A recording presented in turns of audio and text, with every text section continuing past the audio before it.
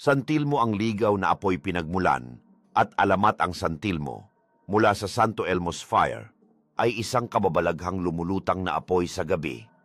Madalas makita sa tabi ng ilog latyan o sementeryo.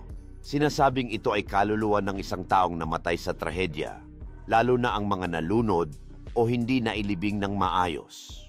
Naghahanap sila ng kapayapaan o paghihiganti. Katangian isang bilog na apoy na may kulay pula, orange o asul. Nagbabago ng laki, kumikislap at gumagalaw ng misteryoso. Minsan ay may lumalabas na muka o anino sa loob ng apoy. Tahimik ngunit sa ibang kwento bumubulong o umiiyak ito.